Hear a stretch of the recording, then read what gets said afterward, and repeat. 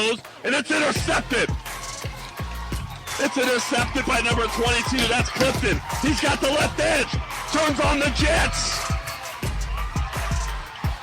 Still on his feet. Touchdown, Calaveras. What a play. Up to a running back. That's Ferrante over to the right side. He comes back up the middle. He's got room. One man to beat. He turns on the Jets. There he goes. Touchdown, Calaveras. What a play.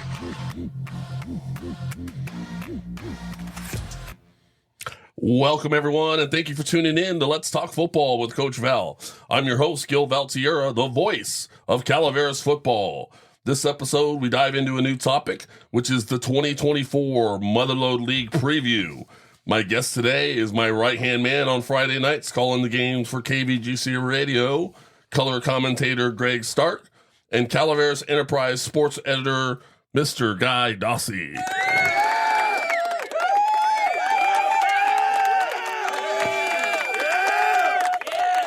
You guys are very popular. Thanks for being here today, guys. Blessed to be here. Thanks for having us. You bet. So guys, 2024 Motherlode League preview, 8 teams in the league. We've got a lot to unwrap today, so why don't we just jump right on in? Let's start with who's going to be in the Motherlode League this year and how we got here. So every 3 to 4 years, the CIF evaluates and may conduct a realignment of the section leagues. This past year, realignment was done, and here's what the Motherlode League will look like. Sonora is gone, and it does not look like anybody is shedding a tear. Well, I said nobody's shedding a tear. Nobody in this room. No. Well, maybe the Sonora fans. Maybe they're shedding a tear because why would they want to leave the league? I mean, they pretty much had a decade of dominance there, right? You know, the one thing about Sonora joining the TVL is every week the TVL is going to have the game of the week. I mean, when you're seeing Sonora and Escalon in week 5, that's a playoff game. That's a section championship game. Sonora and Hilmar, Sonora and Ripon Christian. Those are all huge games that you know, to see in a regular Friday night in October, those are section championship type of games. So those are going to be good games, but you know, Sonora is going to have to run the gauntlet just to get to the playoffs. Yeah, you bet. From when they were in the Motherlode League from 2014 to 2023, Sonora won 9 out of the 10 Motherlode League titles. The one year they did not win was the year of the pandemic, so there was no champion crowned. They did share and had a co-championship one year in 2019. That's when they were beat by Amador, and so they ended up tying the Motherlode League championship with Amador and Calaveras. So Sonora's leaving the league. They're going to the TVL, and like Guy said, a much different type of competition is going to be happening down there. Argonaut and Amador, just across the river, are gone.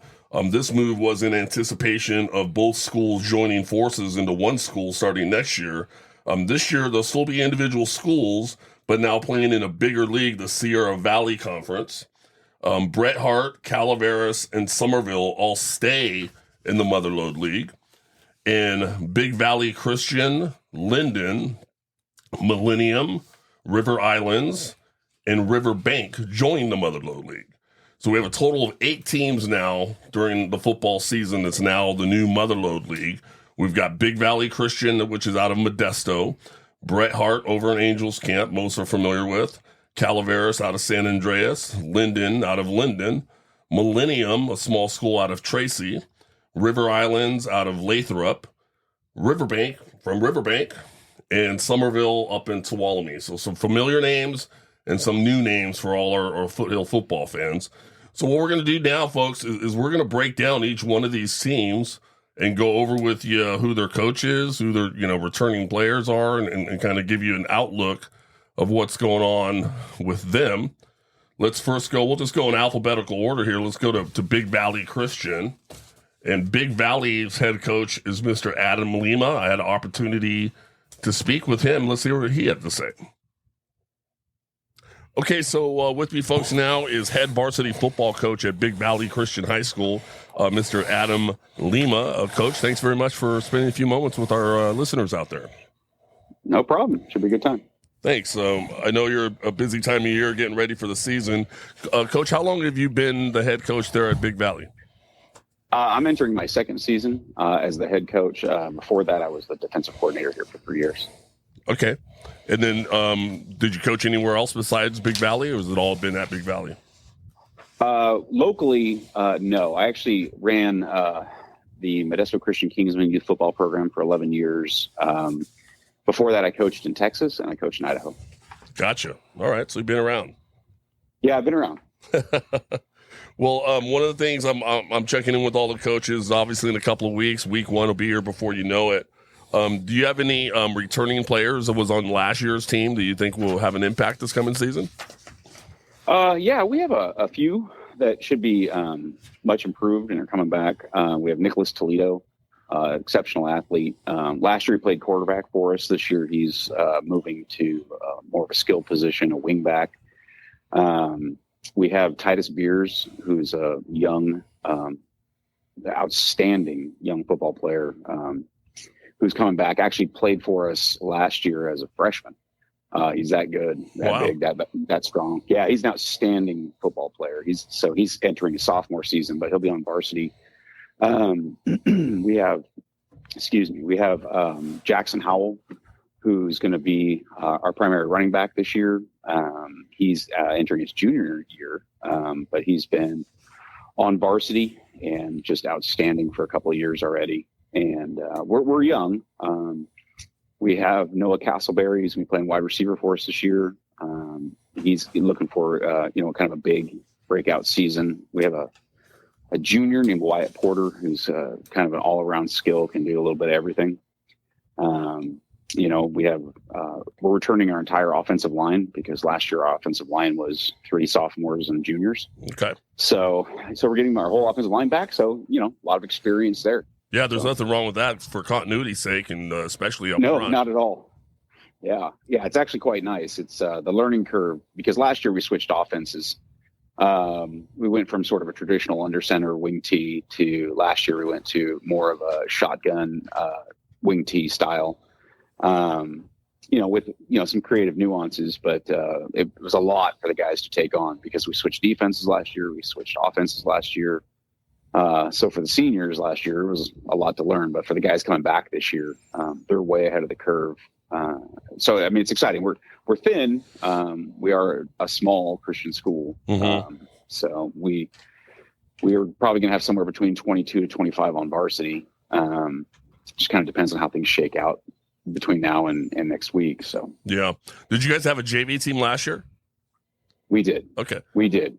So that was the first time we'd had one. In a long time. We have under 100 boys, I think, in the high school. So it's really hard to get big enough rosters where you feel safe putting kids on the field. Right. So yeah, it was a lot, but now it's really, starting to come around. We were 24 total in the program 2 years ago. My last year as the DC, 24 total. That's varsity and JV. Last year we had 49. So first year we had that first year, enthusiasm. And then this year we're a few bigger than that. So we're growing. We're trying to encourage the boys to get out and play football. So. Nice. So any of those JV players coming up for varsity for the first time this coming season, you think might be able to help out, make an impact? Yeah, actually, we have the 5 best players on JV last year were sophomores. So they're coming up. That's the Wyatt Porter, the young man I mentioned earlier. Mm-hmm. We got a young running back named Ezra Stubbert, who was actually, our offensive player of the year last year, just an all-around on JV, an all-around good player. So we're looking for him to start on defense and probably get a, good share of carries. We have 2 sophomores that'll be on the varsity team besides Titus Beers. Looks like we may be starting a sophomore quarterback as well. So. Oh, okay. Yeah. It's definitely small roster. You definitely going to get his experience. Yes, he is. He's actually quite good. He's just God has yet to gift him with the vertical growth that we'd like to see. So he's a bit on the diminutive side. So gotcha. Gotcha. So Coach, you got a brand new Motherlode League. The CIF did some realignment in the off season. We've got some teams that left the league, some new teams, including Big Valley, that's come into the league. Considering all these changes and what the league now looks like, what's your outlook on the upcoming season with that in mind? Oh, we're just happy to be in a real league. I mean, last year we had 2 league games. That was it. Yeah. So we had, because there was only 3 teams left. The CCAA had devolved so much in football to where we were just down to 3 football programs, and it was tough. And so we were basically playing almost an independent schedule, because 2 league games is ridiculous. Wow. Yeah. And so, this year obviously is a massive jump up for us. We are excited about it. I'm happy to be playing great competition. We've had some experience with Somerville. I think we've played Somerville 3 times in my 5 years here, or 6 years here, I think. So we've had some experience with Somerville. You played Calaveras last year. Yeah. Yeah. And I was a teacher at Modesto Christian. So we always seem to have Calaveras to start the year. Right. Right. Including that time at Calaveras went in and just absolutely rolled. It was pretty bad. That was one of the worst games I've ever seen. We kind of have an understanding of how good those 2 programs are. We kind of know it's sort of the big 3 at the top with Calaveras, Somerville, and Linden for sure. Mm-hmm. But it, I'm just happy to walk into just a real league season where we play a lot of league games. And I think the boys are very excited. We have some commonality. I mean, I know Millennium kind of had an issue this year, but we have some commonality with some of the teams. We've had some time with Millennium and we've had some time with Riverbank over the years. So right. We've had some experience, but I'm excited. I think it's a great league. I think it's going to be a lot of fun because there are good teams in it. You bet. And that's what I like. And so for us, always those games are always going to be a huge challenge for us. Right. But I would rather the boys get to play teams like that than last year. You're playing teams that you have. It'll be fun to kind of hopefully build some rivalries and have some of that kind of competition, because in our old league, 8 of our football games were just against random teams we selected every year. Right. And we ended up playing Mira Loma. Well, we're not going to have a rivalry with Mira Loma. We drive to Timbuktu to play Delta or something. Right. So, right. I'm looking forward to it a lot. I think it's obviously a huge jump for us. But when they asked me about it during realignment, they're like, "Do you want to go in this league?" And I'm like, "Yeah, I absolutely." I said, "I think we all should want to go in that league." So yeah. I think it's a great league. And I got to admit, I like bus rides. So, we're going to get a couple of long bus rides every year too. So I kind of enjoy that. Well, there you go. Well, Coach, I appreciate your time. I know it's a busy time of year. You got a lot to do to get these teams, your team ready to go. So I do appreciate you spending a few moments with us, giving us your outlook. I think the league is a nice looking league as well. I'm looking forward to watching all the games.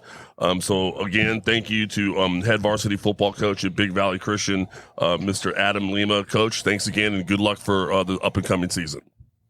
Thanks a lot, man. I appreciate it. It's been good talk. Bye bye. All right, bye. All right, so that was Coach Adam Lima, Big Valley Christian out of Modesto.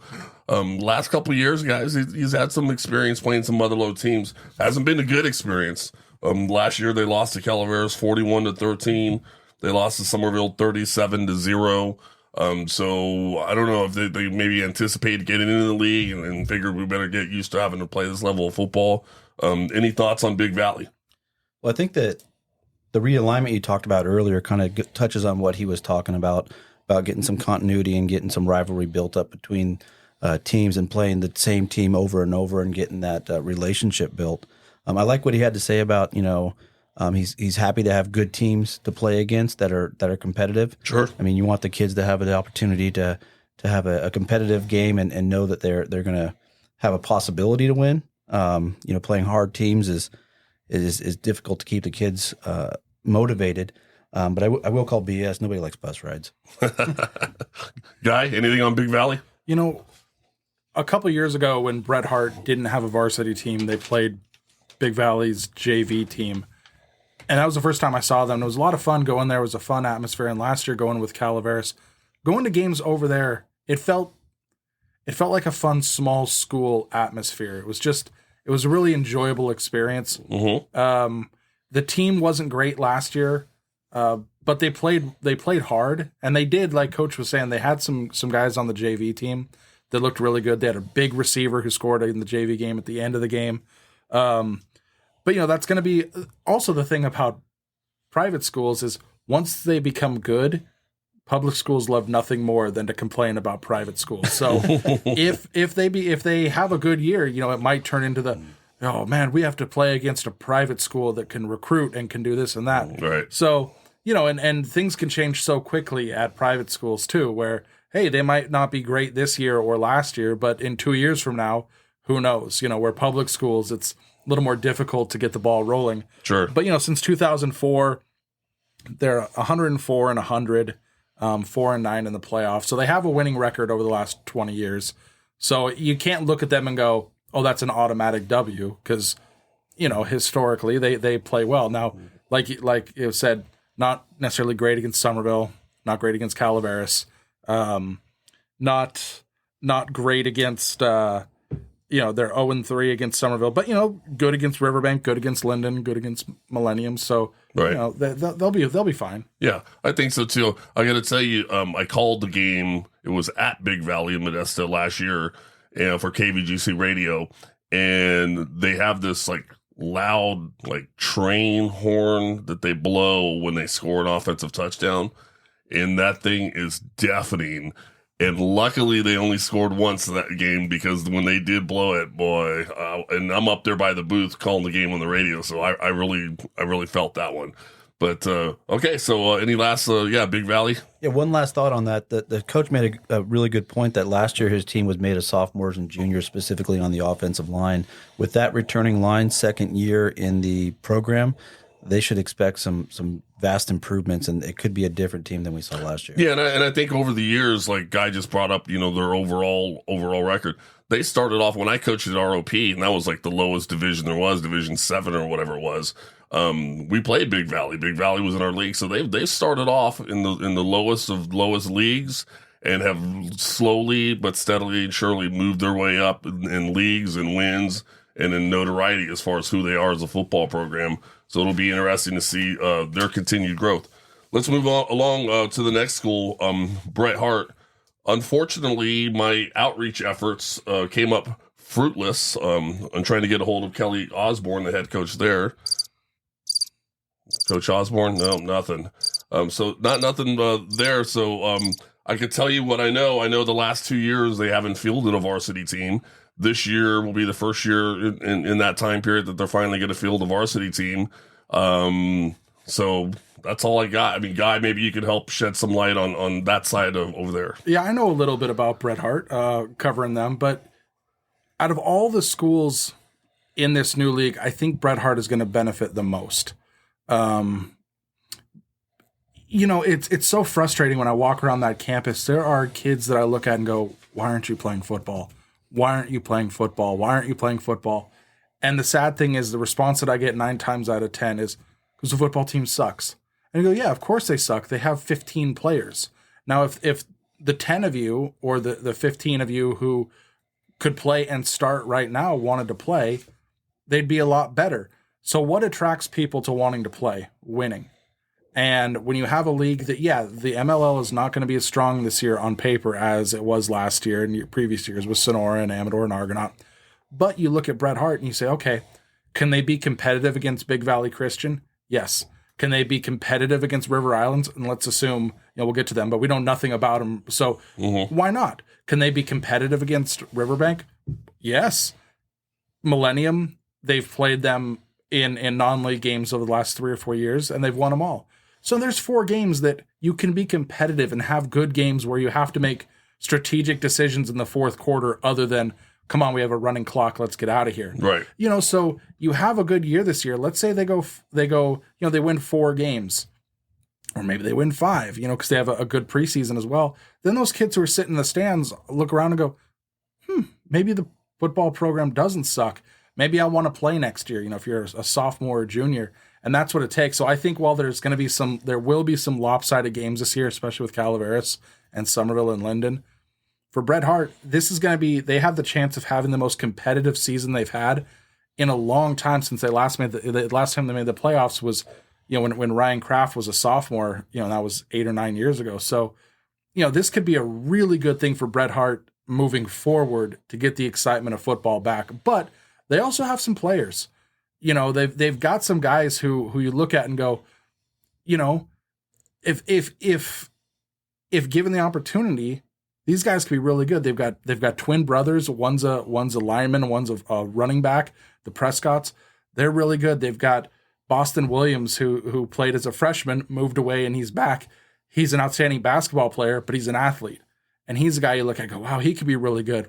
They've got skilled positions, guys who, hey, you put the ball in their hands, something could happen, but they don't have a line, much of a line, right? So that's what it comes down to. But you look at Bret Hart and say, yeah, are they going to beat Calaveras this year? Probably not. But can they have 4 or 5 games where people are in the stands having fun watching good football? I think so.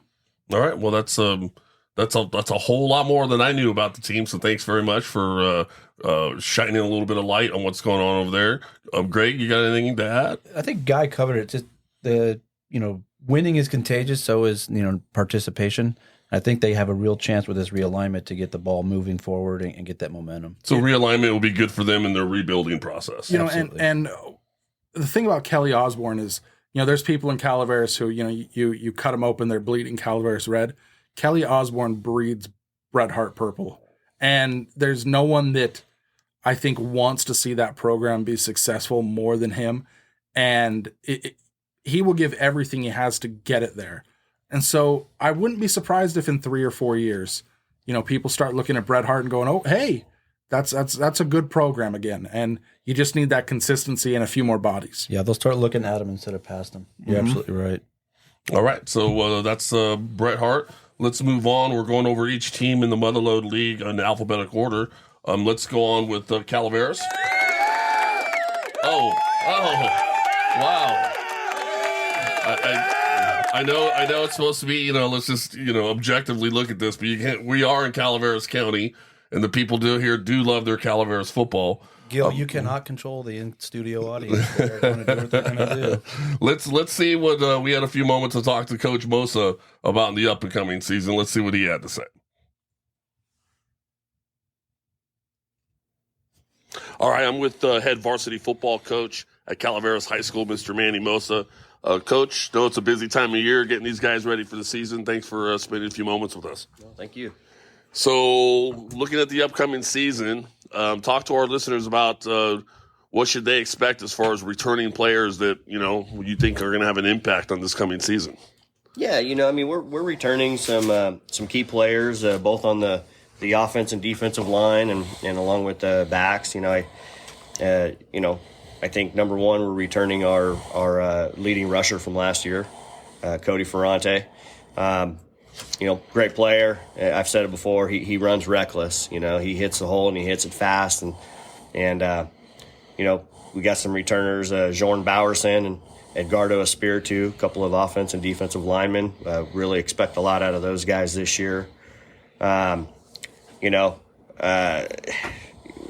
Spur. He's all over the field. He plays fullback. He can play U-back, linebacker, nose guard. We had him outside linebacker last year, so he's a key component. And Josh Monzo, our quarterback from last year, and I'm really intrigued to watch him develop into more of a defensive player as well as quarterback. Last year he started to play some defense towards the latter part of the year, and man, we were very impressed. So yeah, it also seemed like when Monzo played defense and had a good game, it seemed like he played better on the other side of the ball at quarterback as well. It almost seemed that way. Yeah, exactly. So good. So some exciting players. I take a look at the roster, and it just seems like, man, weapons everywhere. It seems like your hardest job is going to be is how do I get them all out there at the same time? Yeah, and it's a great problem to have. We don't normally have those type of problems. But that's the truth. Offensively speaking, we're going to have guys on the sideline that shouldn't be on the sideline. Right. So, we need to be ingenuitive and really make sure we come up with some packages for these guys and make sure we we put guys in together that play well together, and keep the defense on their heels, obviously, is what we're really trying to do. So Sure. So you talked a little bit about the guys that are returning. The JVs had a great season last year, and so tell me a little bit about maybe some of these newer guys that are on varsity for the first time this coming year, and who might be able to step in there and help the team out. Yeah, our JV team, they won the league title last year, and they got some attitude on them, and we've seen it, since the season was over in the weight room over summer. And, I think, couple of them, Enrique Hernandez, Corey Castle, Buddy Kavanaugh, those three guys right there, they got some attitude on them. They work hard. They're not afraid of anybody. They're going to come hit you. That's the type of football player we look for. Not only are they fitting in, but they're kind of setting a little bit of a tone themselves. I love it. Yeah. Those guys are they're going to contribute quite a bit. Ethan Ayala, he's able to play up with us this year. Looking forward to seeing him on the field. Very fast. And then sophomore Cohen Curran. We still got two quarterbacks running. They're both getting reps. I like what I see from both of them. We haven't really made a decision on who's going to be the starter, and I don't know that we really need to. I think we can count on both of those guys to do their own thing and to run the offense very well. And I'm actually looking forward to having them both up with us, regardless of who's on the field and who's not. Excellent. So Coach, you've been around a long time, around the Motherlode League, played in it, coached in it. For years and years and years, it's been a lot of those same teams. Not too long ago, Sonora came in, did what they did. The CIF realigned, and now this coming season, the Motherlode League has got a whole new landscape to it. Sonora's gone, got some new teams coming in, like Big Valley and Linden's coming back, Riverbanks, River Islands. What's your outlook on the up-and-coming season, given that the whole new landscape of the Motherlode League? Yeah, it's weird. The Motherlode League's had the same teams in it for so long, and in the past, we all know what we're going to see. We know what the other team's going to run. We know what we usually do to try to stop it or try to run plays against it. And, usually boils down to the kids, whichever team's kids, players make more plays. The unknown is wild. I've never been a part of it since I've been coaching, this many unknowns for league play. Bret Hart hasn't had a team for a year, so still kind of an unknown for us and what we're going to see out of them. Big Valley Christian, we actually were able to play them last year, so we got a little taste of that. Millennium, no team. River Islands, total unknown. Yeah, brand new school. Yep. Riverbank, totally unknown. I haven't seen any film on them yet. The two teams that are really I got my eye on a little bit. Linden, they did very well last year, and they're returning a lot of players. So looking forward to seeing some film on those guys and seeing what they do. And then, of course, Somerville. Somerville, we went up there last year, and they took it to us. So those guys there, we owe them one. Mm-hmm. But yeah, I think our league's very diverse. I think we're going to see a lot of different things, which is not normal for us. Foothill football, you usually see the same thing. People are on the ground. You got tight ends, double tight ends, and you see the ball being ran quite a bit. But looking forward to the challenges. I think it's going to be really good for us to see these other schools. Yeah, I think so. I think diverse and lots of different types of offenses. I think you nailed it right on the head. I'm looking forward to the up-and-coming season to see how it all plays out. Coach, I'm going to let you get back to it, get your guys ready. I appreciate you spending a few moments with us. That's Coach Manny Mosa, head varsity coach at Calaveras High School. Thanks, Coach. Thank you. All right, so the Calaveras Redhawks, let's start breaking them down. I can tell you last season, as you guys know, started off really slow. They started out 0-4 on the season, had a lot of problems offensively. During that 4-game losing stretch, they only had one score or less in all 4 of those games. Had a lot of problems just getting the snap, a lot of false start penalties, just no continuity. So far, what I've seen in a few practices that I've been to, that seems to be all alleviated. A lot of returners, a lot of guys that are chomping at the bit to hit the ground running against Stone Ridge. in week 1. I know historically, I look back at the Motherlode League website, which is a fabulous website Guy Dossi turned me on to, and it shows that since 1929 in football in the Motherlode League, the Calaveras has 27 league titles, which is the most out of any school. And I think with this new realignment, and with the Calaveras bringing in all these weapons at running back and quarterback, this year could be a very good year to get back on that winning streak again with Motherlode League championships. What are your guys' thoughts? Well, you hit the nail on the head with the last 6 games of the season. If you looked at the last 6 games of the season, they're 3-3. They had some pretty good wins over Amador, Argonaut, and Galt, and a very close loss to Union Mine. So the team really turned it around last year, and listening to what the coach had to say, having offensive players that are on the sideline that could be starting, it's going to pay dividends again when they get to this last games of the season. Are they able to rest people? They can withstand injuries. With Cody Ferrante coming back to run the ball. Also, I was really impressed last year with Polson. He had some punishing runs when they absolutely needed it. He really turned it on at the end of the year, and I think they have a really good shot, especially with those JV players coming up to give the shot in the arm and the attitude, if you will, the positive attitude to come play football. I think they have a really good chance this year to make a big impact. All right. Guy? I don't remember being this excited for a 4-6 team in a long time. And like you said, you talked about that 4-game losing streak. I've done both radio and print, and it's much easier to talk about a blowout than try to write about it. And there were some games where I went home thinking, how am I going to write this? Yeah. But looking at this year, there's so many weapons that are coming back that, like Coach said, how are you gonna give the ball to everybody? Where last year Ferrante might run the ball 25 times a game. That's probably not going to happen this year. Because you've got a guy like Ayala, you got a guy like Enrique Hernandez, you got Clifton who's coming back from an injury. He'll be able to run the ball. You have Caden Spur at fullback. You've got Cody Paulson at fullback. You've got these guys that, if you spread out the ball, might only carry the ball 5 times a game.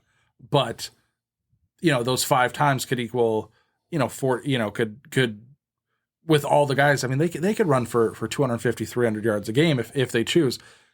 And especially, staying on the offensive side, being a 49er fan, I'm no stranger to quarterback controversies and who's going to start and who's going to not. I like that the coach is leaving that little carrot out there of, I don't know who's going to get it. Well, that if I was a betting man, I would say that week 1 it's going to be the sophomore Curran, and that's nothing against Manzo. The cool thing is whoever is the starter, there's actually going to be a backup. Yes. When was the last time there was a backup quarterback who it wasn't just turn around and hand the ball off. Josh can throw if need be, or vice versa. So having a backup is a good thing. But like you said with Coach, man, when Josh was playing defense last year, he was an all-league defensive end and linebacker. Mm-hmm. He played at that level. He was outstanding. And in the win against Argonaut and that playoff game, you look at it and go, man, he is almost unblockable with how good he is. So if you say, hey, go just stuff be an animal on defense, don't think about quarterbacking, he could be one of the top defenders in the league. He was that good last year in the short amount of time that he played defense. And to have a quarterback, in the young sophomore, this might be the perfect time where you say, hey, you don't need to be the hero. We might throw the ball 6 times, we might throw it 12 times, but we don't need you to throw it 30 times a game because we have so many weapons around you. So let's ease him into it.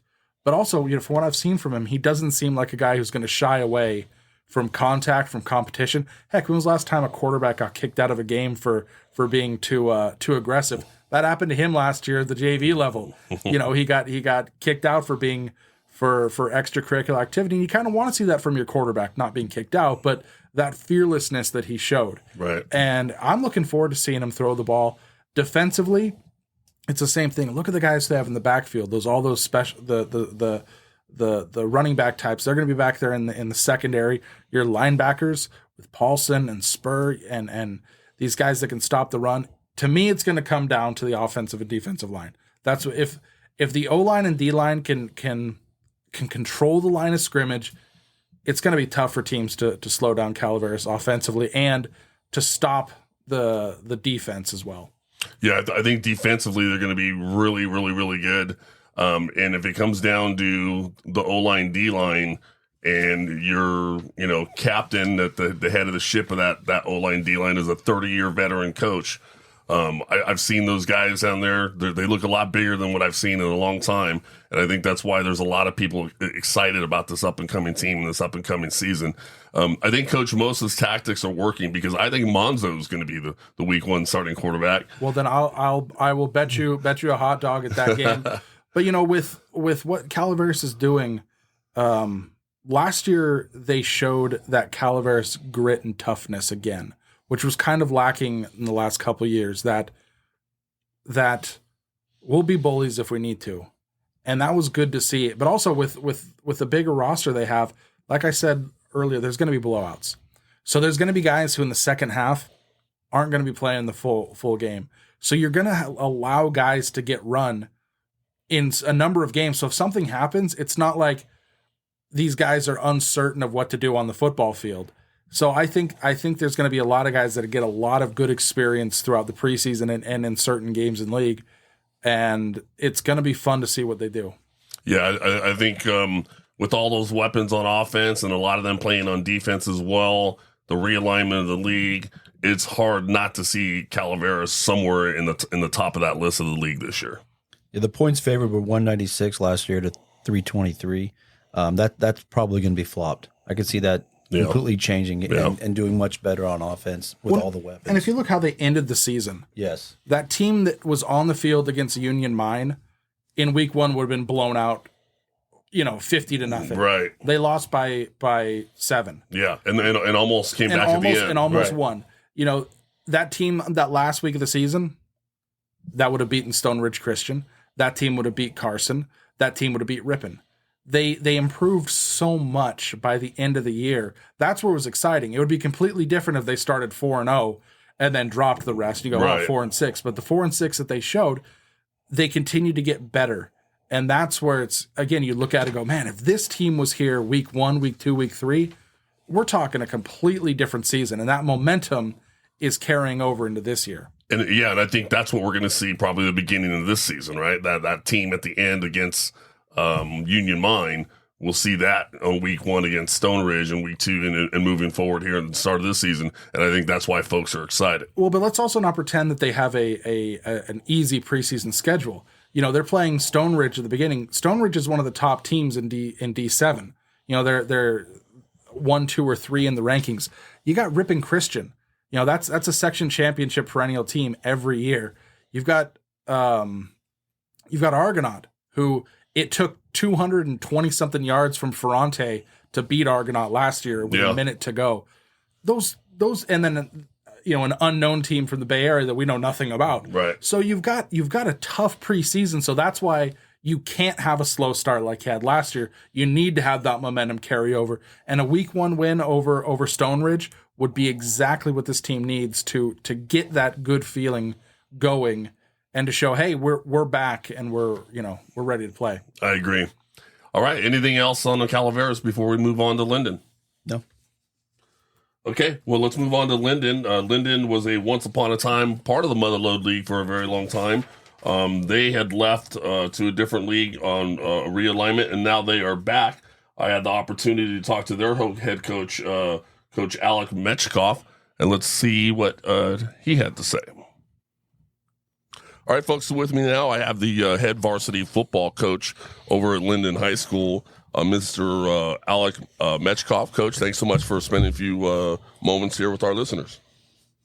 Yeah, thanks for having me. Looking forward to it. So, Coach, how long have you been the coach over at Linden High School? Yeah, so I'm coming up on my second year as head coach. When I moved to Linden about 3 years ago, I was sought out to be an assistant coach with the old head coach, and I helped him out for that first year. And then when he took off, I took over. Okay. And then prior to that, were you coaching anywhere else? Yeah, I was. So I'm from Fresno, played in Fresno, Clovis to be exact, played at Clovis North. and then helped out over there a little bit. Also did some strength and conditioning stuff over at Fresno City College. Was a coach over there with the strength and conditioning stuff with the guys. And and then after I came back this way in the San Joaquin section, that's when I started helping out here. Gotcha. Okay, great. Sounds great. So you guys had a great season last year. What was it, like 9-2 or 9-3, something like that? Yep, 9-3. 9-3. So very good season. Congratulations for that. So tell me about this next up and coming season. I mean, it's going to be here before you know it, a couple weeks. August 23rd is week 1. You got any returning players from last year that's back on the team this year that you think is going to make an impact this coming season? Yeah, 100%. I am fortunate enough to have stepped in a time where we're really rich in players. Last year, with our great season that we had, we only lost 4 starters. So pretty much our whole entire team is now, those 4 starters were dogs, but right. But we're still having a whole bunch of players coming back, and we got a big senior class. We are returning quarterback who broke our passing record his first year. He's returning, Matt Schallberger. I think he had like 2,400 passing yards. Wow. In the 20s of the touchdowns. I don't want to give misinformation, but yeah, he balled out.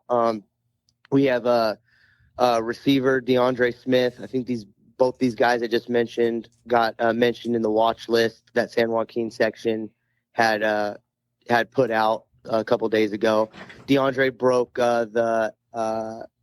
the reception record with 48 receptions. He's a stud, but he's going to be a junior, only a junior. Actually. Wow! So he won't even be. Yeah, so he's solid. One of our best players, most versatile players, is Dax Weber. He will play literally everything for us, offense and defense. We're trying not to have too many people go both ways, but when you get kids like this kid, and in a smaller division than I'm used to being in, it's kind of it's important. He's gonna be a good one. And then another kid I have to mention, our running back's returning, and he got the running back offensive player of the SJ2A, Landon Lee. He got the offensive player in the SJ2A last year as a junior. And then there's another kid that I have to mention who didn't even play a down in football last year due to injuries, but his name's Braden Bushalaki. He'll be our other receiver and linebacker. He's a linebacker playing receiver. So he's a complete unit. He'll probably play college baseball, actually, but he's someone to look out for as well. Wow. Well, it sounds like you were a young 9-3 team last year, and you got a lot of returning players. So that's great for the Linden fans out there. Any brand new players coming up from the JV or anybody that moved into the district where you went, whoa, this guy might help us out as well? Yeah, that's a phenomenal question. We have been getting people kind of moving in this way. Last year we had a kid. His name's Angel Rubio. Never played football before. Actually, he came out for us. He had to sit out his first. Sit out and did the appropriate thing, and he came back and was able to play the last couple games in playoffs or whatever. He did so good in those 4 games, dude, that he got honorable mention Nice. in the SJ2A. Yeah. And so in 4 games. So he's a guy that came in. He's our starting defensive line. He's our defensive end. He'll be a real stud. And then from the JV, from our JV, we have a couple O linemen that are really good. Our center is coming up from JV. His name's Kyle Gasliano. He's a stud. And then one of our linebackers and H-backs that we run with, Jesus Zuniga. He's a starter, but and he plays both ways, but he won't be a 2-way starter. So that's someone to keep your eyes peeled as well. You bet. So, Coach, given your outlook, what's your outlook for the coming season? Given the new landscape for the Motherlode League, you got teams that left the league, you got new teams that are coming back to the league. Linden's come back into it; they used to be in the Motherlode League. So all this realignment with the CIF, I'm sure you've looked at it. What's your outlook on the coming season? Yeah, well, the outlook is completely positive. And, I don't want to speak out of turn because, you guys, all you coaches and stuff, you guys know the MLL better than, I do. My wife went to Linden. She's kind of lined me out about how all this kind of goes down. I'm from the track in the central section, so when I came here, all I know is Linden in the SJ2A. That's all I know, really. Gotcha. I don't know. Yeah. And so the outlook for us is I'm just getting adjusted to how everything is. I think we're all pretty excited. We're all pretty excited to the back end of the football season, the November and December games, being able to play teams that are our size. Because last year was a really rough year, and I bet everybody kind of understood what happened. But we ended up, after we beat a hard Golden Valley team, a Division III team in playoffs at home, we went and played Grant. Yeah. And Grant was darn near, I think, Division II state champs. I think they lost in the finals, but it was we had no business playing with that big school. And so just being able to go back and play schools that are like our enrollment. We have 700 kids enrolled in the school.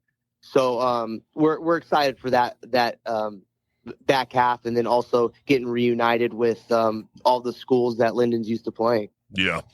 Well, I coached in the Motherlode League for quite a while with Calaveras High School, and we remember Linden being as part of that group, along with Somerville. Looking at all the teams, we're not too sad that Sonora is leaving, obviously, but seeing all these other teams come in, it should be an interesting, fun year. Coach, I wish you the best of luck the upcoming season.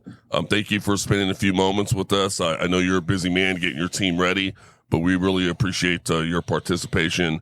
Everybody, that's Coach Alec Meshkoff, head varsity football coach at Linden High School. Thanks again, Coach, for your time. Thanks for having me. You bet. All right, so you heard from Coach Meshkoff over at Linden High School. Back into the Motherlode League for the first time in a while. I can tell you this offense, Greg, looks pretty prolific. I look at last year's schedule. That offense, Linden's offense, put up an average of 44 points a game. They do know how to score the football.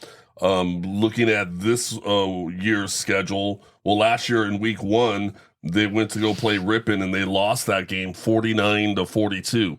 Put up 42 points in a loss. The interesting part about that is they're going back this week again, or this year again in week 1. So in another week or so, they're playing Ripon again. And so to me, that'll be interesting to see how that game plays out, given that 49-42 loss. Other notable games is the last 2 games of the season, week 9 and 10. You look at on October 25th, the Linden will play Calaveras, and on November 1st, they'll play Somerville. So literally down to the last couple of weeks of the season, you got Calaveras, Somerville, Linden in the last 2 games of the season. The Motherlode League champion, we might not know who it is until, the last game of the season. What do you guys think, Linden? I think so. You mentioned the 49-42 loss. That's Ripon. Putting up 42 points against Ripon is no easy feat. This Linden team is a offensive powerhouse. They had 7 games with 40 or more points last year. 1 game was 69 points against McNair. Their quarterback had just over 2,300 passing yards, 22 TDs, 2 interceptions, throwing 195 yards per game with 162 completions over the year. This is going to be a formidable team that's going to put up some serious numbers and have a lot of offensive weapons that the teams in the ML are going to have to deal with. And that's going to be a heavy load when they come to play. Yeah. I think Calaveras fans are, if they're expecting the Linden that they last saw, they're going to be very disappointed. When Linden left the MLL, they were very bad. Mm-hmm. They were a very, very bad football team. Since leaving, they've become a very, very good football team. Linden has posted winning records in all but one season. Prior to the 2019 season, things were a little rough, especially in the MLL. But yeah, the numbers that they're putting up is just, those are, especially with the passing, that's not MLL football. That is Valley football. It's throw the ball. So teams that have hurt Calaveras in the past have been teams that can throw the ball, can spread the ball around.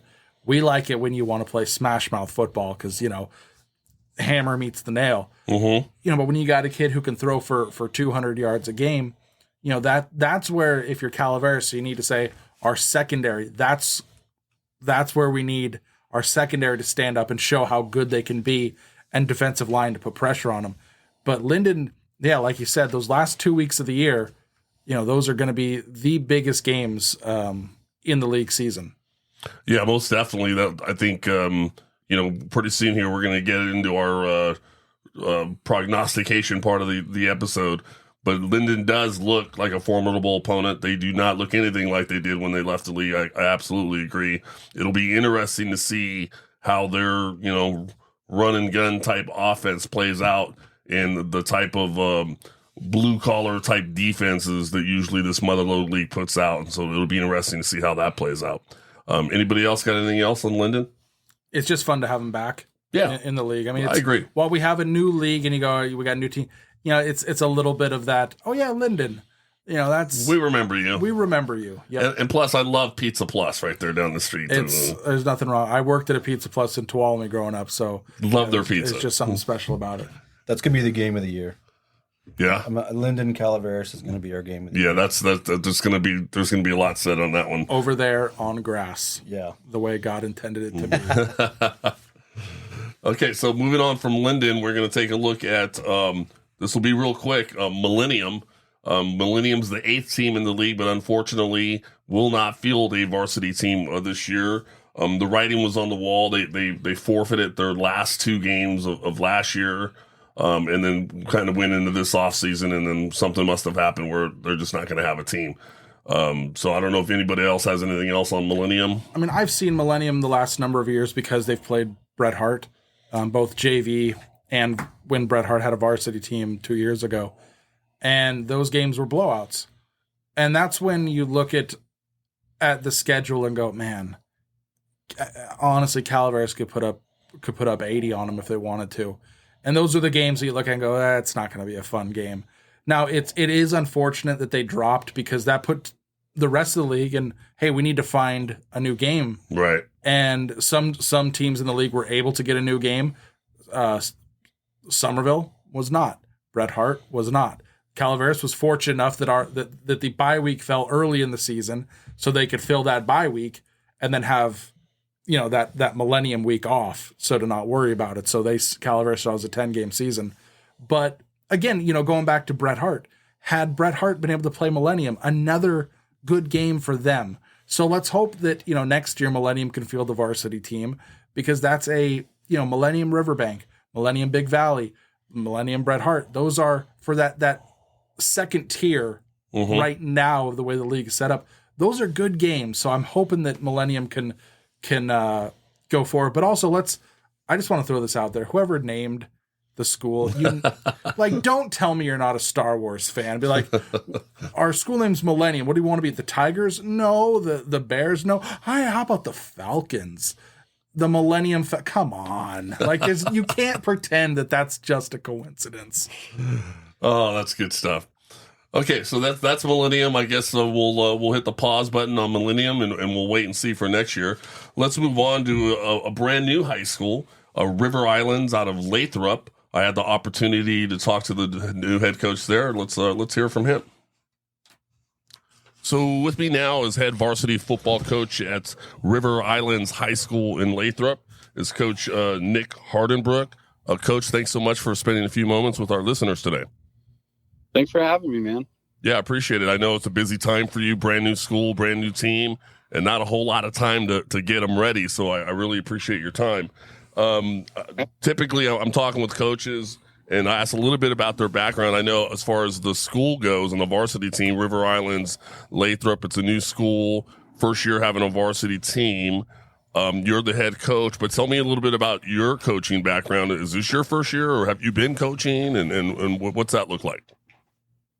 So I've been coaching high school football for 8 years now. I was over at Sierra for 6 years, and I coached everything I coached every offensive position over my time there. I've been a coordinator. I coached with Chris Johnson for 4 years, and then Coach Harbison for a year before I came over here and started this program up. Okay, so you've been around, you know your waves around the X's and O's. Absolutely. Tell me a little bit about how did it work? I guess last couple of years you guys have just had like JV and freshmen, and you've been kind of anticipating at one point then you'd finally have a varsity team. How did that work? Yeah, so this is officially going to be our third year being open. So our first year we didn't have a football program at all. I was still over at Sierra there. We kind of knew that we were going to have a football program, and kind of had an idea that I was going to make my way over here. I'd already been teaching here for my whole teaching career, so okay. It was an easy transition. But as far as football was concerned, we started last year and we played a frosh schedule because we were in the VOL, and we only had 225 kids on campus. So, and none of our sophomores had ever played football before. So last year was very much like a learning year for us, trying to get us to this point, and just getting a little bit more playing experience and football experience. Sure. Build towards where we're at now. So then this year we'll have JV and varsity.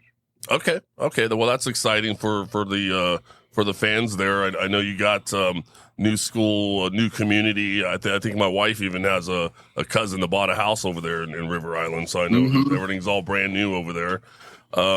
Tell me about perhaps any impact players that you see that you think, people might go, whoa, who's that guy? And might have an impact for your team this coming season. Yeah. So we have a linebacker. He's a sophomore. He'll play linebacker and running back for us. His name is Alex Henry. He is kind of like that, what you look for in that Mike linebacker, what you look for in that leader in a program. He's that tough kid. He's always going to bring the hammer down, not afraid of anything. And just he's got the genetic gifts that are going to put him places and take him places. And he knows how to use it on the field. We also have a receiver. His name's Idris Alfara. He's our point guard in basketball. He's super athletic. Our quarterback, Michael Figueroa, he's learning it. He's a sophomore. We're all sophomores and juniors on that varsity team. So okay, it's a lot of just personnel, figuring out where people are going, things like that. And I think a lot of these kids, they're excited to be there and get to play football and get to be a part of the program. Yeah, you bet. I think football is a big plus for the community. I mean, there's nothing better than to be in the stadium on a Friday night, so I couldn't agree more. Absolutely. Tell me a little bit. I know, being in the VOL, you're familiar with all those teams, but the Motherlode League is significantly changed the way it looks. Calaveras, Somerville, Bret Hart, they kind of all stood place. We got new teams, including River Islands. Given that new landscape of the Motherlode League, what's your outlook on the upcoming season and how you feel about being in the new league? I just feel like time-wise, or not time-wise, sorry. I feel like space-wise, in terms of the size of our school, I feel like these schools match up a lot better with us, just in terms of the kids that we have to pull from. Because we were playing against teams that had 1,800 plus students in their schools. Wow. So going from that, and we only had 225 kids at our school last year. Yeah, it's a big difference. It's a huge difference. And so making this move, I think, is really good for us, especially in that beginning portion of getting our programs going. Just to get actual competition that's leveled with us, or like to where we feel like we're not having to play those Manticas, or the Central Catholic, things like that are Division II schools, when we're realistically a Division VI, Division VII type of school. Yeah, that's a school of hard knocks there. Oh yeah, and that's where like we felt like playing at that Frosh level last year was all right, because we were playing against like those established programs that have huge students to pull from. Gotcha. Yeah. Okay, well, Coach, I won't take too much more of your time. Again, I really appreciate it. I know you're a busy guy. We got the head varsity football coach of the brand new River Islands High School, Nick Hardenbrook. Any last words before I let you go, Coach? No, sir. I just appreciate you having me, and roll tide. All right, you heard it, folks. Coach Nick Hardenbrook, we appreciate you. I wish you the best luck. Best of luck this coming season. Thanks a lot, brother. You bet. All right. Okay, so that was Coach Hardenbrook, head varsity football coach of River Islands. I got to tell you guys, this is a complete wild card, right? We have no idea, what we're running into as far as they can come out and look incredibly good. They can come out and look incredibly bad. I mean, it's just a complete wild card. Brand new school. They do have an experienced coach. I'll give them that. Sierra had some success in the past 8 years or so, and he said he had coached there for some time. So I'm sure he brings with him some decent experience to that new program. To me, I think the barometer for River Islands is going to be that week 4 game against Big Valley. Big Valley struggled with Calaveras and Somerville. How they do against Big Valley and River Islands, that's going to tell me, is River Islands going to be up there with Calaveras, Somerville, or are they going to be with, the bottom part of the league with Millennium and River Islands and that kind of deal? And I think that's going to be the barometer for me to find out what kind of team they're going to be this coming season.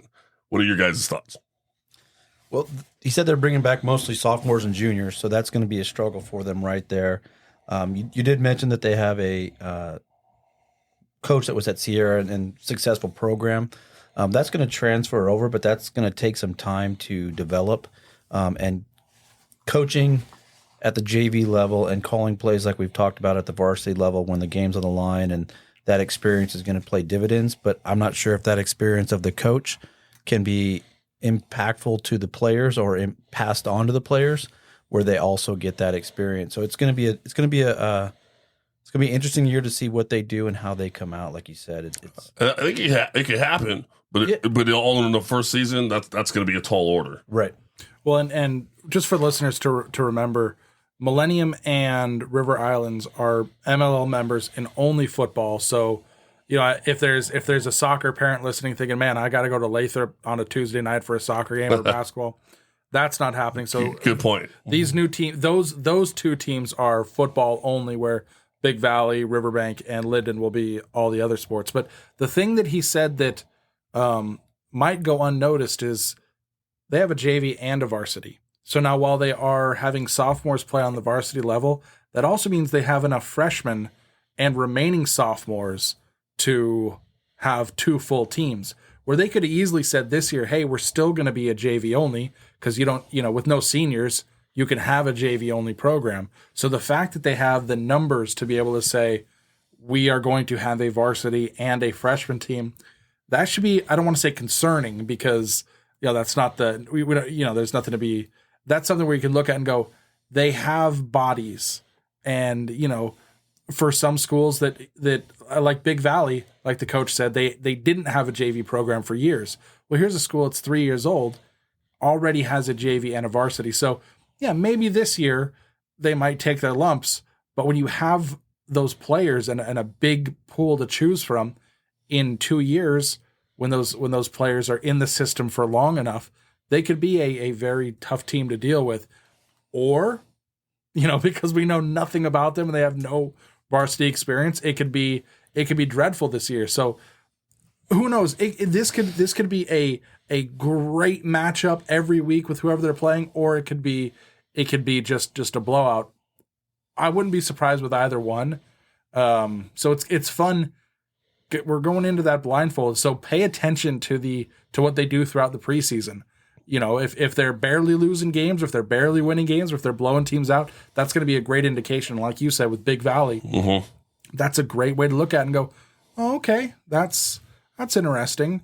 But yeah, it's just weird going into it where we know nothing. Yeah. And so we just have to it's sad to say, but I guess just wait and see. Yeah, I think you saying that they still have the JV and then still going up with mostly sophomores and juniors in the varsity, I'd call that just playing from a position of strength. They're going in saying we're willing to take our lumps. We're willing to do what we got to do. We've got the numbers, and so that's to me playing from a position of strength, in my opinion. Because it would be really easy for them to say, hey, we're just going to have a JV only. Right. So you have all those kids. And yeah, you have juniors who are good enough to be varsity athletes, but they're playing JV ball. So yeah, they could, we have JV only. They go 8-2 and look great. But like you said, they're saying, hey, we're going to put a varsity team out there. We might take our lumps, but we're only going to get stronger because of it. Right. It's good development for down the road. You bet. Let's move on to Riverbank. Coach Joe Perillo is the head football coach over at Riverbank. I was not able to talk with him, but he was one of the first coaches to respond back to one of my emails. So, Coach Perillo, you're out there listening. Thank you so much for your response. I'm going to read off his email. He was very thorough and with information, so I really appreciate that. When I asked him about returning players, he mentioned a Gabriel Nesperos, who's a senior running back and linebacker that he believes is a leader on the field and is the best football player on their team. Also a senior offensive lineman, defensive lineman, Randall Freitas, who's looking for him to control the line of scrimmage for them. Newcomers, he's looking at Julian Chavarian, a sophomore defensive tackle, who is a transfer from Central Catholic with a ton of potential. So I guess Roger let one get away maybe, but he's over at Riverbank. I asked him about the new Motherlode League and his thoughts, and I'm going to read his email to you around the Motherlode League. The new Motherlode League deserves greater recognition. Although Sonora is no longer part of the league, Somerville, Linden, and Calaveras maintain top-tier programs. These institutions have consistently performed well over the years, and I'm confident they will make a significant impact during the postseason. Big Valley has firmly established itself as a formidable football program, while Bret Hart is in the process of rebuilding. River Islands is ambitiously working to build and achieve success, and although Millennium will not have a varsity program this year, necessitating some additional time for development. He says Riverbank has faced considerable challenges since the early 2000s, including high turnover among head coaches, low participation numbers. Competing against strong programs in the TVL has been difficult, but Riverbank is now on an upward trajectory. Our participation numbers are steadily increasing each year, and more young freshmen are choosing our school over alternatives like Escalon, Oakdale, or Enox. We have diligently worked to establish a solid foundation for future generations, and he thanks us for conducting the preview, and he's eager to be a part of the new Motherlode League. So that was from Joe Perillo, head varsity football coach at Riverbank High School. Thanks again, Coach, for that correspondence. So my first comments about Riverbank is kind of twofold. One, last year they lost to Millennium in week 1 in a 14-12 game, which had to be really tough because then right after that, Millennium went on to just lose every single game that they played for the rest of the season, including the last 2 games where they had to forfeit. So in retrospect, when you look at that, you go, ouch, so that one had to hurt. At the same time, I like a lot what he says here about, he's played in the TVL. He's got some guys coming back. He's looking forward to being in the new league. They talk about a team that's taken their lumps. So, that's Riverbank. What are your guys' thoughts? Riverbank, they've struggled over the past 2 decades. Their last winning season was in 2004. Since then, they've only won 33 games while losing 161. They're 0-2 against Bret Hart, 0-4 against Linden, 0-7 against Millennium, and with no games against Somerville or Calaveras in the past 20 years. So it hasn't been good for the Bruins the last couple decades. And this isn't anything to judge anything on, but I like what I said about Bret Hart. You need excitement. I see things on social media. I get tagged with some things from Riverbank football, and you see some excitement that the coaches and the people around there are trying to build. And, social media is a part of that. And you go, okay, it's not just like they're all right, it's football season, here we go. It's no, let's make this something. Let's make this something to be excited about. And that's fun to see. Riverbank has done they've bounced in and out of being in the TVL over the last 20 years and being independent, which, kind of like what Big Valley talked about. It's hard to find when you're not in the league. Now we got to go find games. So they're playing some weird teams and traveling a long way. So I think being in a structured league will be good for them. And I hate to keep repeating myself, but there's going to be good games that aren't against Calaveras, Linden, and Somerville. And so if you're a Riverbank fan, don't miss Bret Hart, don't miss River Islands, don't miss Big Valley, because those could be the games of the year for you. Yeah, absolutely. And those could be, again, fun football games to watch. And when you look at it from like the Calaveras or Somerville or Linden point of view, that game might be a game where you say, okay, let's get an early lead. Let some of our 2s and 3s go in there and have a good night for everybody to get their piece of the pie. All right, great. And the coach talked about it. He mentioned realignment and coming back into the league with Calaveras and everybody. The numbers are increasing. You could tell by the tone of his email that they're happy to be here. Their numbers are increasing. They're getting better. So this could be the team that, despite scoring 115 points for last year, they could come in with we're here in a more competitive league. And like Guy talked about earlier, we have a chance. Makes a big difference than how the guys mentally prepare. Then we're going to go out there and lose 46-7 like they did, in September last year. Right. So that could have a huge change on mindset and their paradigm shift between we've been getting our butts kicked by large teams and now we're at a place where we can compete, and that could be the spark that brings them in with a vengeance. So that can help their rebuilding process as well. Absolutely. Hey guys, we're not going to go out and get, trampled anymore. We have a chance, and that will bring more people. You bet. A 4-6 for Riverbank could be very strong, just like a 4-6 last year for Calaveras. If you look at the wins and how you win and how you perform in those games, and you look at your 6 losses and say, how do we do in those losses? Maybe you lose to Linden, but it's 40-20. And and you go, okay, hey, up until the midway through the third quarter, we were in it. So there's things that you can build off of. But I think Riverbank is a great addition to the league in all sports. But football will be fun to see. And again, Calaveras people have no Riverbank any. Like I said, they haven't played in the last 20 plus years. So this is brand new for anyone in Calaveras. Who is Riverbank? What can we expect? I'm sure there's a lot of Calaveras fans who's never even been in Riverbank Stadium. Right. So it's a brand new thing, which could be, new is fun. You bet. Okay, so let's go on to our 8th and final team to evaluate here, which is going to be my colleague Guy Dossi's old stomping grounds. Bear Pride. Somerville High School. I had the opportunity to speak with Coach Leverous. Let's see what he had to say. All right, folks, so with me now is the head varsity football coach over at Somerville High School, Mr. Sean Leverous. Coach, thanks so much for spending a few moments with our listeners today. You're welcome, and thank you. So Coach, I've seen that last name before. I've been around the Motherlode League for a while. How long have you been head coach over at Somerville? I have been the head coach at Somerville since 2015, and prior to that, I was the defensive coordinator at Somerville from 2006 to 13. So you've been coaching for quite some time. I have. I've actually started coaching since 2000. Started down in the Valley and went to the junior college for a few years and then moved home to raise a family. All right. And so basically Somerville, almost the last 20 years you've been up at Somerville? Last 20 years at Somerville, and I'm a Somerville grad, so I've been here for a while. All right. So we're doing this review of the new Motherlode League.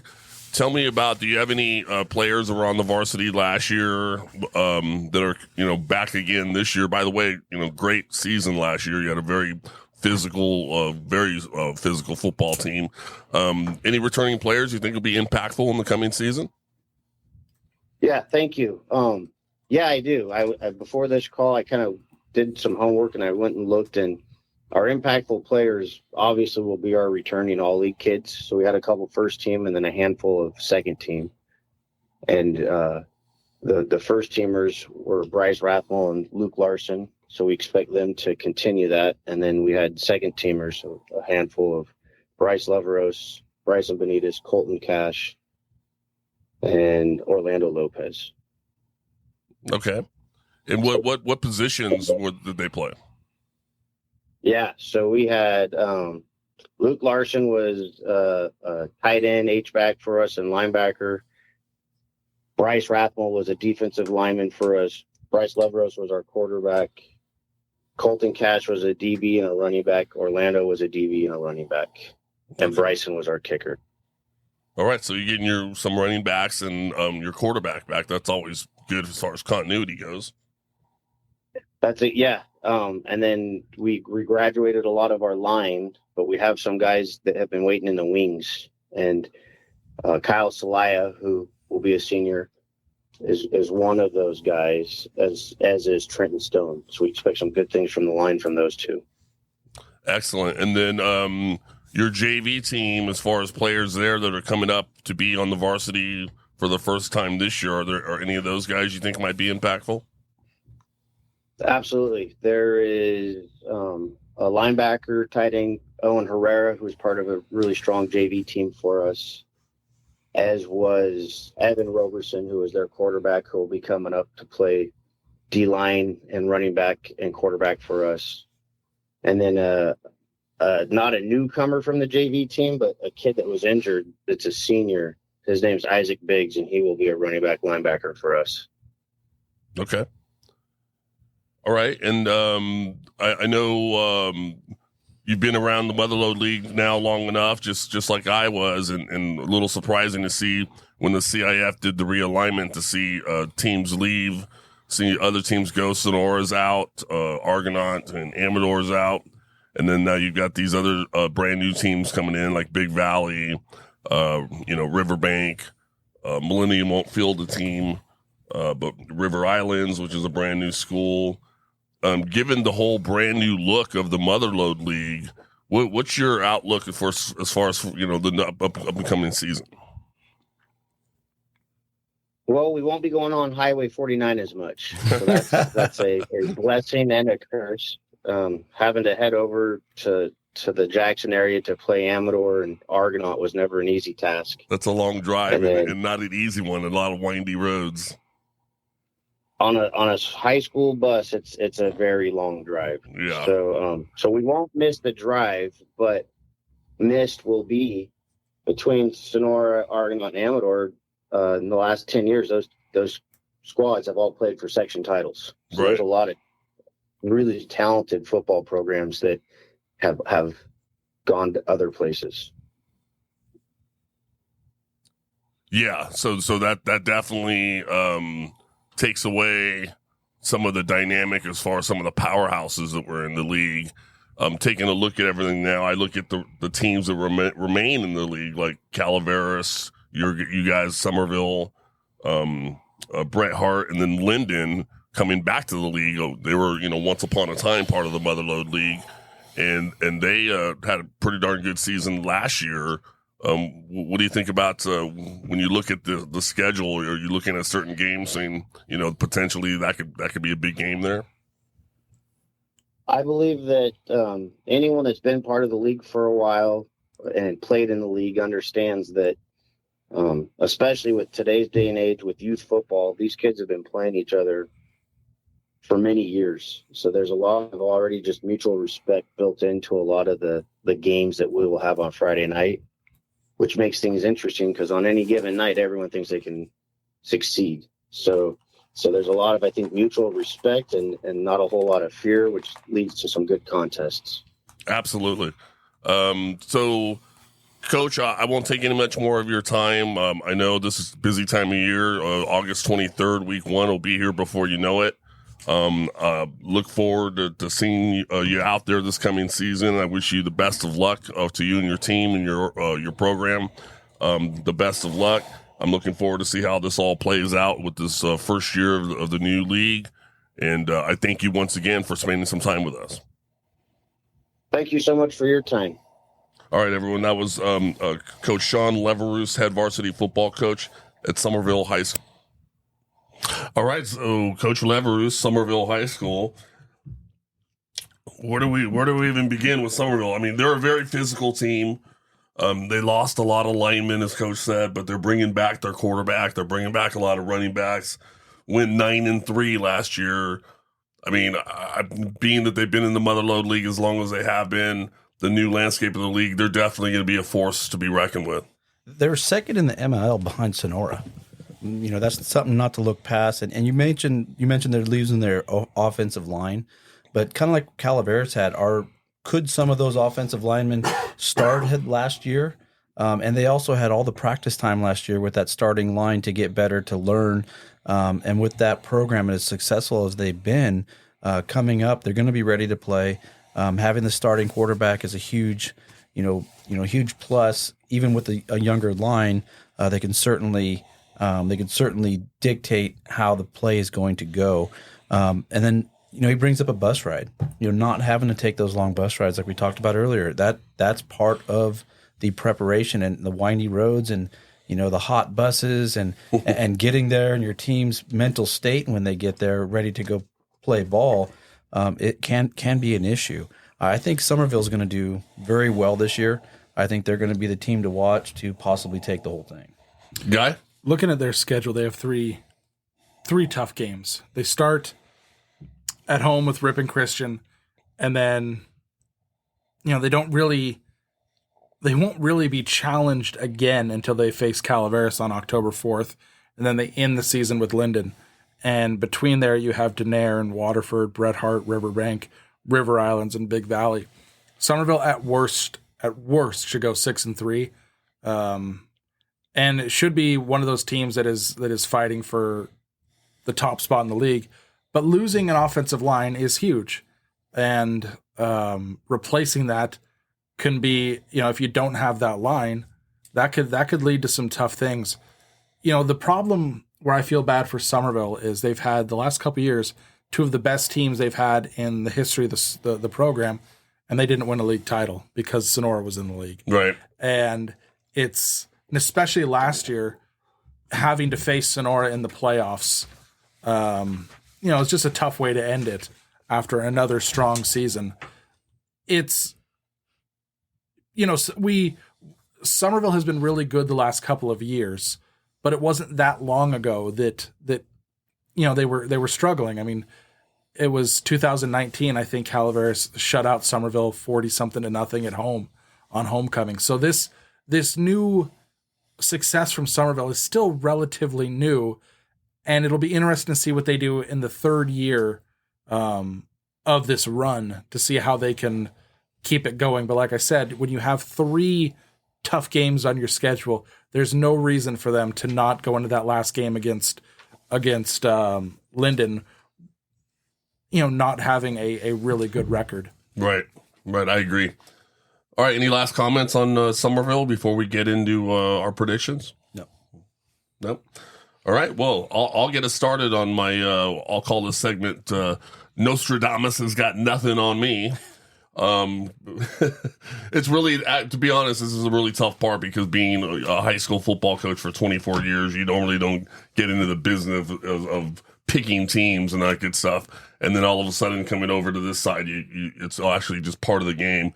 But I looked real closely at all these teams, the records, their coaches, their experience of their coaches, the players, and the experience as a coach myself, and kind of applying all that to try to do the best I can. It really what I felt was fair.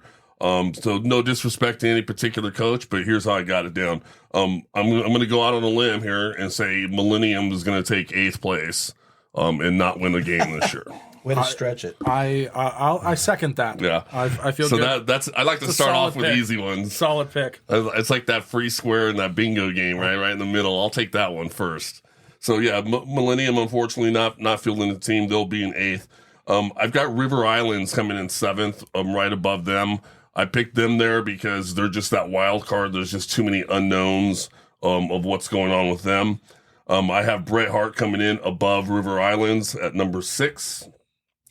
I have, Bret Hart, you haven't fielded a team in 2 years. There's a lot of unknowns there as well, so we'll see what happens. That's kind of why I have them at 6. I have Riverbank at 5, believe it or not, and that's despite them losing that week 1 game against Millennium, and not faring too well there. I think they ended up the season 3-7. But what I do like about Riverbank is they've just been taking their lumps. They still field the team. They still go out there. They gain that experience. And I put them ahead of Bret Hart for that reason. I think that their experience of being out there and playing at that level may give them the edge over a Bret Hart team who's coming right back into it after a couple years of being gone from the game. And so that's why I put Riverbank at 5. I've got Big Valley at Christian at number 4. Got them at 4th place. I think the last couple of years playing some Motherlode teams has helped them as far as get used to the level of play that they're going to be expected to play at. And so I think, they'll do a decent job there. Coach Lima has talked about some of the players they've got coming back, and they've built just kind of a steady, consistent program over the years, as you mentioned earlier, Guy. So that leaves the top 3, Calaveras, Somerville, and Linden. I picked as 3rd place Linden. I know they got a prolific offense. I know they're putting up 44 points a game. I know they've played some great, tough teams. No disrespect to Coach Meshkoff. He was a nice guy, and I'm sure they're very good. But I have this thing inside of me from being an old Motherlode coach that says until I see that happen against an old school Motherlode team, then I'm bought in. Then I believe it. And I haven't seen that yet. And so when I see it, I'll believe it. And I'm not saying it won't happen. And maybe it does. And maybe he'll prove me wrong, and I'll accept that. But until I see it happen, these Motherlode League defenses, the defenses that Calaveras brings out, the defense that Somerville brings out, they don't just get to the ball carrier to try to stop you from gaining the yard. They get there and they punish you. They bring a load. They hit you. The type of hit where you just you get that involuntary snot that comes out your nose because you just got hit so hard and you go, whoa, how'd that happen? These guys come flying around and it's like a Mike Tyson giving you a body shot and you feel it. And I'm not so sure if these spread teams that are out there, fun, run and gun and doing all that stuff, has played a team yet that's accustomed to playing that style of football. We're going to find out, and it's going to be a lot of fun, and it's going to be exciting to see. But I have Linden at 3rd. So between Calaveras and Somerville, I'm going Somerville at 2nd. They've lost, a lot of guys on their line. They're bringing back a lot of important people. Calaveras hasn't beaten them in a couple years, but with this Calaveras roster, what I'm looking at, they play them at Calaveras. It's a whole new realigned league. I think this is the year that Calaveras retakes the Motherlode title back. And so I have Somerville at 2nd and Calaveras winning the title. Greg? So you went from top or bottom to top. I'll go top to bottom. Okay. I have Linden at number 1. Okay. I think they're going to be their passing game, and Guy talked about this earlier, could be the kryptonite for Calaveras. We've had a lot of trouble in the past years going against teams that can really air it out. While Calaveras, does the 4 or 5 yards and a cloud of dust each time, being able to score quickly and consistently could be that is what gave the edge to Calaveras to go to number 2. I put Calaveras number 2. Just everything we've talked about, their returning starters, their JV guys coming up, the weight room that Mosa talked about, the momentum from last year, the second half of the last year. I think they're going to do very well this year. I think they're coming at 2. I think Somerville's going to be 3, and I was quite generous with that. I know I was optimistic with the loss of the line, but at this level of football, specifically high school football, the line is absolutely the live and die mark for most teams. And from there, quite honestly, it was a bit of a crapshoot between, what team's going to show up, who's going to get what players, the injuries and things of that nature. I went Big Valley. I went River Island. Unfortunately, Bret Hart was down there, and then Riverbank. Bret Hart is absolutely making a comeback. I just don't know if the quality of play is there to edge out River Island. I gave River Island a little bit bigger bump than I probably would have just for the wild card status. And being so close to such a large populace, they have the ability to pull in some players, the unknown that we don't know about, where they can bring in a couple key players, maybe 3 or 4 from that large population down there to make a better or a bigger difference than I think we're taking into account. Okay, so you have Linden, Calaveras, Somerville, Big Valley, River Islands, Bret Hart, Riverbank, and then Millennium. All right. Guy? I'll go worst to first. I think 7th is going to be River Island. And the only reason I'm doing that is because I have nothing else to go on. Right. So I'd be a fool to say they could finish anything other than last because we have nothing to go on. They could be the greatest show on turf and score 200 points a game. They might not get a first down this year. We just have no clue. Right. So to say that a team that that has never played a varsity game can finish anything other than last, I will be more than happy to admit my incorrect pick at the end of the year if they win a couple of games and don't finish last in league standings. But for right now, it just seems like there's no way to pick them other than last because you don't know anything about them. Gotcha. After that, at 6, I got Riverbank. I think the Bruins are going to have some good games this year. Coaches always said you need to learn how to win, and I never understood that because I never won. But it's true, and I think that Riverbank is going to have games where they're going to be in them, but maybe not be able to pull it out. But things that you could point to and say, "Hey, we're moving in the right direction." 5th, I've got Bret Hart. I just think that Coach Osborne has so much passion for that program and his players that he's going to have them ready to go. And, I don't want to count them out. Now, are they going to be league champs? Of course not. I mean, that would be a prediction. But I think overlooking Bret Hart in some of those mid-level league games would be foolish. And I think that Angels camp is going to get behind the Bullfrogs, especially because, last year they didn't have a varsity team. And they, and even the year before when they did have varsity, I think they only had 2 or 3 home games. This year they've got, 5 home games with a real homecoming at home again. And it's going to be good for the community. I think the community is going to support the team and the players are going to feel that. So I'm saying Bret Hart 5th. Number 4, I'm going Big Valley. They will have some good games and they'll have some tough games. I think from what I remember from last year, they spread the ball around. It wasn't, the game against Calaveras, it was a lot closer than the final score would have you believe. Remember, Calaveras scored in the last play of the first quarter on a 30-yard touchdown pass, and they scored late in the game. So it was a lot tighter than the final score would have you remember. True. So, I don't look at Big Valley and go, boom, that's an easy win. I say that's going to, they're going to upset some teams and they're going to give teams a tough go. Number 3, I'm going with Somerville. I think just losing too much of your line. And I remember Coach Weatherby would always say Somerville is always 14 points better when they're at home. Well, they don't play Calaveras at home this year. Right. Now, last time they were in San Andreas, they embarrassed Calaveras 2 years ago at home. It was, but that was the second time that they've won in San Andreas since the 50s. So winning in San Andreas doesn't happen for Somerville that often. They're still going to have a very good year because of their weaker preseason schedule. So they could finish 6-3, go into the playoffs, and who knows? But I just think that now is Calaveras and Linden, are they going to blow the Bears out of the water? No. And also, would any of us be surprised if there was a 3-way tie for first like it happened in 19? That could very well happen. Could. Calaveras could beat Somerville could beat Linden, and Linden could beat Calaveras. We're sitting here with a 3-way tie.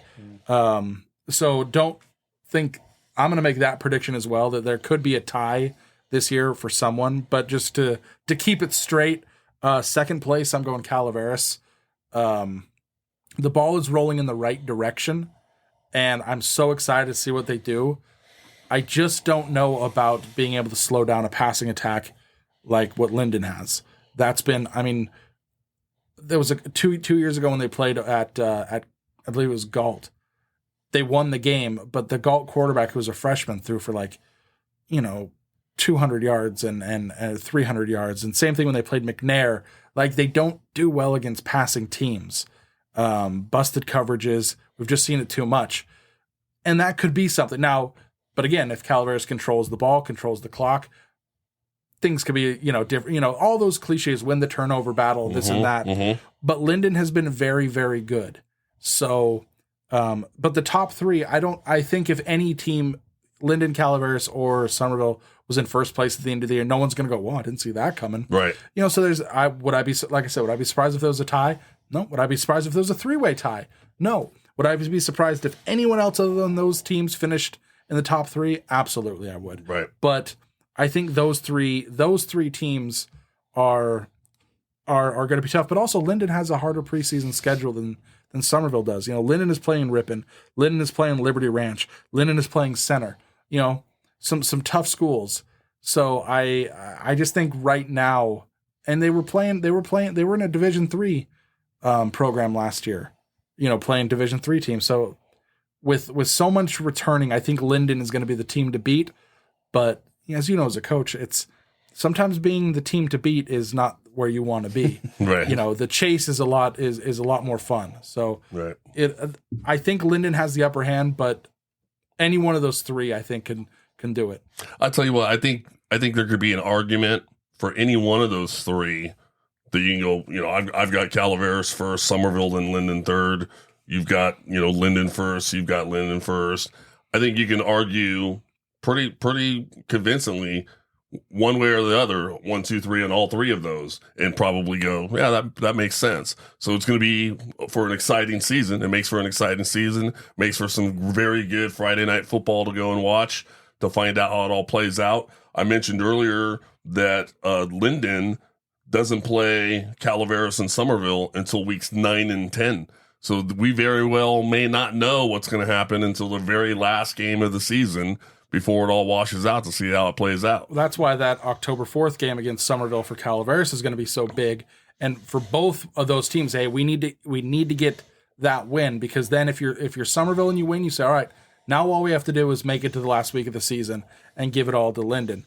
If you're Calaveras who wins, you say, all right, now we just need to make sure we don't stumble between now and when we play Linden. But that October 4th game is going to be a huge game, and the problem with Calaveras is that's on their break. So hopefully that the student body will get out there and realize how big of a game this is. Yeah, and Frank Meyer Field will be packed. Well, I think through the Let's Talk Football with Coach Val podcast, KVGC Radio, and the Calaveras Enterprise, there should be plenty of notoriety for this whole entire area about how big that football game is going to be. These last three games are going to be exciting. It's going to draw a crowd, and that crowd's going to certainly cheer on the players, the coaches, the cheerleaders, everybody involved. Those stands are going to be electric with what's on the line, or we think will be on the line at the end of the year. You bet. Well, folks, we're about just out of time, guys. Any last comments before we get going? If you want to see exactly what I just said, but in print, I'm going to have my Calaveras season preview along with the Bret Hart season preview coming out the day before kickoff. So that'll be the 22nd of August on the Calaveras Enterprise. It'll be, you can get the print copy or online. We're going to be diving deep into both schools and the who's coming back. So a big season preview will be in print, and all of the Calaveras games and Bret Hart games will be found in print every week, along with on CalaverasEnterprise.com. So if you're not subscribed, go ahead and do that, because it's going to be a good year. You need to absolutely do that if you're not already done. I get the stats from Guy Dossi, everything every week when you're listening to these podcasts to find out how Calaveras and the Motherlode League is doing. That's all still coming from Guy Dossi and his fine statisticians, people he's got going. Me, myself, and I. Is that your staff? I'm still waiting for my checks in the mail for that, but I'm assuming that they're you just forgot to sign them. That's right. That's right. Okay, folks. Well, I want to thank all of you out there for listening. Thanks to Greg Stark and Guy Dossi for their hard work and time they spent preparing for this episode, previewing the whole league. If you're enjoying this podcast, please follow us on Instagram or Facebook at Let's Talk Football with Coach Val, and be sure to share the page with all of your followers and your friends. You can now text the show a message under the send us a text message link in the podcast page you're using. Of course, you can always shoot us an email at gilbertvaltiera@gmail.com.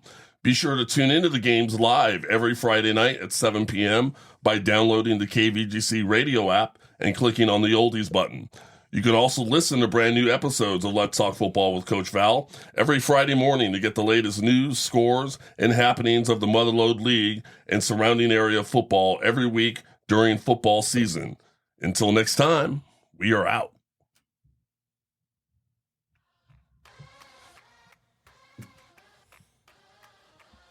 And it's intercepted. It's intercepted by number 22. That's Clifton. He's got the left edge. Turns on the Jets. Still on his feet. Touchdown, Calaveras. What a play. Up to a running back. That's Ferrante over to the right side. He comes back up the middle. He's got room. One man to beat. He turns on the Jets. There he goes. Touchdown, Calaveras. What a play.